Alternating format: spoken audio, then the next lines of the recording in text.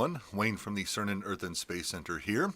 In today's video, we're not going to be taking just a quick look at the December skies, but rather a very special event that's happening in just a few days this December. It is the Occultation of Mars by the Moon. So I'm going to load up our sky simulator and we'll take a look at what that means and what actually happens when something gets occulted. So here we are, standing in front of the CERN Earth and Space Center at Triton College in River Grove, Illinois. We have our date set for December 7th, so just in a few days here, and our time is currently set for 7 p.m. at night. We're facing towards the west, looking at the building, but the exciting stuff is actually going to happen behind us, towards the east. So let's just turn ourselves around, and as we do that, we will come around and see a bright moon and a bright Mars. We're going to zoom in just a little bit on those two objects. Here we are. Both of those are going to be within the constellation of Taurus the Bull, who we can see here right by one of the horns of Taurus the Bull, not too far away from the bright orangish star Aldebaran. So we have a bright moon and a bright Mars at 7 p.m. They are pretty close to each other. Let me bring on the labels here. Now, the exciting thing is that the moon is going to occult Mars tonight, and that means it is going to pass in front of that object. Now, when two things pass in front of each other, there's a couple of different things that they are called. If the object passing in front of the other object is smaller than it, we call that a transit. And that happens most often when we see planets passing in front of the sun. There's often transits of Venus and Mercury. We can see them passing in front of the sun fairly easily with the right telescopes and solar filters. But when something larger passes in front of something smaller, we call that an occultation. And that is what we're going to see tonight. So I'm going to start our time moving. Here we go.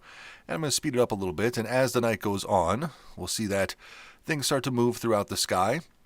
We'll follow the moon and Mars. And as it gets later and later into the evening, let's keep following here. Around 8 o'clock, we see it's getting much, much closer, and then right around 9 o'clock, we see that Mars starts to pass behind the moon. So starting right around 9 o'clock is when you're going to want to go out there and take a look, maybe a little bit before, around 8:30 in the evening, and you'll see Mars gets, well, dimmer and dimmer as it passes behind the moon. Now, it's going to eventually just disappear right behind. Speed up just a little bit faster. So by about, say, 9:30, you won't be able to see Mars anymore. Now, if you're using just your naked eyes, it'll probably disappear a little bit before that. You won't be able to see it very well anymore. But if you have a set of binoculars, definitely take a look. You'll see that bright orangish dot disappearing behind the moon. So here we are right around 9:15, and we can see that Mars is pretty much entirely disappeared behind the moon. If you have a telescope, definitely take a look at it even closer. You can get some really great views of that object disappearing behind this bright full moon.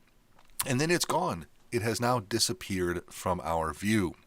But it will come back. So go inside, make yourself a cup of tea or hot cocoa, something like that, and warm up a little bit before you head back out a little bit later in the evening. As we keep tracking the moon as it moves across the sky, we'll fast forward a little bit more here. And we'll see that it is just the moon moving across the sky. And then we'll start to see the name of Mars creeping out a little bit.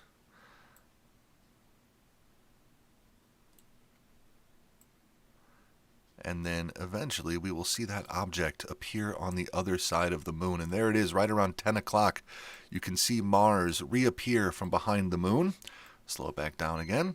And it comes out the other side. So go out a little bit before 10 o'clock, have your binoculars ready, and start looking at that sort of southern western part of the moon, and you'll see Mars begin to reappear from behind the moon. So it stays behind the moon for about an hour, a little bit less than that, and then it reappears on the other side. Now the reason this happens is because the moon orbits the Earth towards the east as it goes along, and Mars is orbiting towards the west. It's a bit more stationary from our perspective. The moon moves a bit more for us, doing an orbit every month.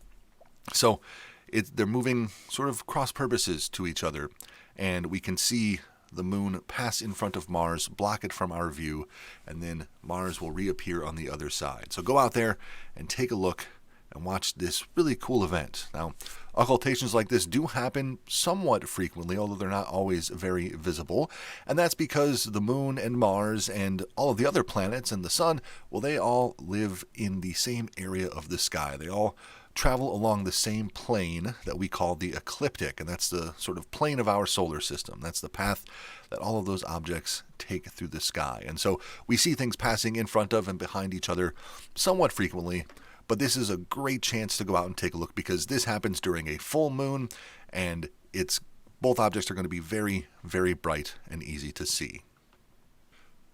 Well, thank you everyone for joining us to look at our moon and Mars and see what happens on December 7th. Remember to get out there, take a look at your real night skies on December 7th, and see for yourself what happens when the moon passes in front of a planet.